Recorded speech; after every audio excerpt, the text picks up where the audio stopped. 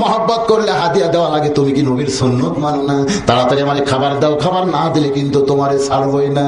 এখন ফেরেশতা জিবরাইল খায়ও না, খাবার কিছু নাই, কিন্তু হোসাইন কালী দাহিয়াতুল কালবি সাহাবী মনে করে বারবার খাবার চায়। এক সময় ফেরেশতা জিবরাইল দু চোখ দিয়ে দর দর করে পানি পড়তেছে।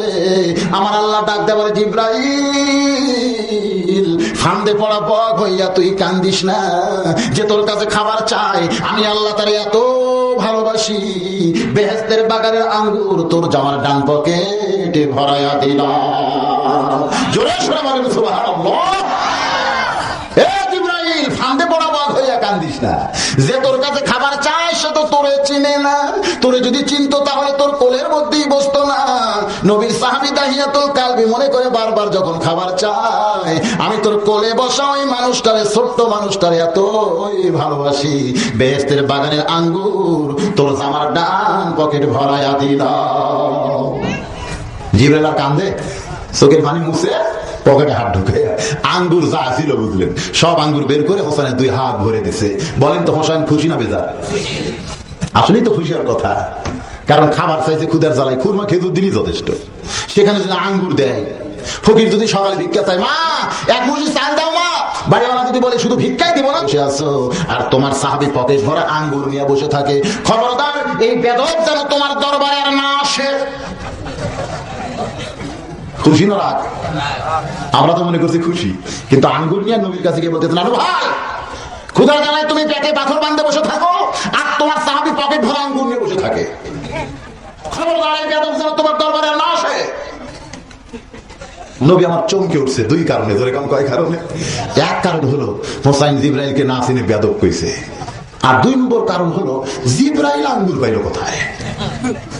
কারণ আল্লাহ নবী জানে ওইটা কেটা, নবী জানে না, আল্লাহ নবী জানে ওইটা জিবরাইল। ফেরেশতারা খায় না, খাওয়ার কোনো জিনিস ফেরেশতার কাছে থাকে না, তাহলে জিবরাইল আঙ্গুর পাইল কোথায়? নবী আমার চমকে গেছে কয় কারণে, একটু খেয়াল করবেন।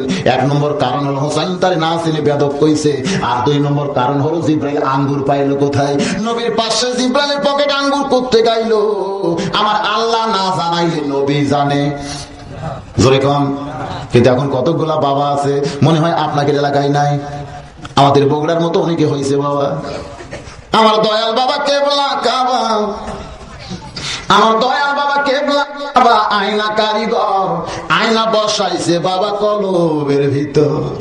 ওই বাবারা খালি চোখ বন্ধ করে, আল্লাহ নাই ইল্লাল্লাহ নাই, মাঝে মধ্যে ঈদের এত জোরে ঝাঁকি, পাশে মুরিদ ছিল কাঁথে পড়ছে, মুরিদ কিছুক্ষণ পরে বলতেছে, বাবা এত জোরে ঝাঁকি মারলেন কেন? কারে পাগল, আমি চোখ বন্ধ করে দেখছি কামার উপর একটা মুরগি উঠছে, কামার উপর মুরগি উঠলো, আমি থাকতে পারি? তো এখান থেকে ইলের ধাক্কা দিয়ে মুরগি খেদাই দিলাম। মুরিদ কয়, হাই রে বাবা, কোথায় বাবা আর কোথায় কাবা? এই মুরিদ পাগলেরা জীবনে কোরআনও পড়ে না, কোরআন বুঝেও না, কোরআনে মাহফিলে আসেও না, ঠিক কিনা? আর বাবা যা পায় তাই বিশ্বাস করে। এই বাবারা অনেক সময় বলে, আগে করণে মুনাফের কাজ, ধ্যান যোগে হয় দিলের নামাজ, আগে করণে মুনাফের কাজ, ধ্যান যোগে হয় দিলের নামাজ। ও তোমার পাঞ্জি গানা নামাজ পড়া লাগবে না, কোরআন হলো 90 পারা, শরীয়তে মানে না, কোরআন হলো 90 পারা, শরীয়তে মানে না, শরীয়তের মওলানা হইল কানা, ইমাম শুধু নামাজ পড়ায় নিজের নামাজ পড়ে না। জোরে সরে বলে নাউজুবিল্লাহ। এরকম ভণ্ড আছে না নাই? কাবার মুরগি খেদায়, ধরে কোন কিসের মুরগি? মুরিদ তো বিশ্বাস করছে, হাই রে বাবা, কোথায় বাবার কোথায় কাবা, কিন্তু মুরিদের বউ হলো খুব চালাক, ধরে কোন সুবহানাল্লাহ। আমার মা বোনদের জন্য বলি গো, আপনার একটু চালাক হওয়া লাগবে। মুরিদের বউ চিন্তা করে, দুপুর বেলায় তোমার বাবার চোখের খবর আমি নিবার চাই। দুপুর বেলায় ভাতের তলে তরকারি দিয়ে উপরে ভাত দিছে, মুরিদ বাবার সামনে যখন খাবার নিয়ে আইছে, বাবা ভাতের দিকে তাকায় বলে, কেরে মুরিদ তরকারি কোথায়? মুরিদ বউরে ডাকতে বলে, বিবি বাবারে শুধু ভাত দিলা, তরকারি দিবা না? মুরিদের বউ বলতেছে, আসতেছি।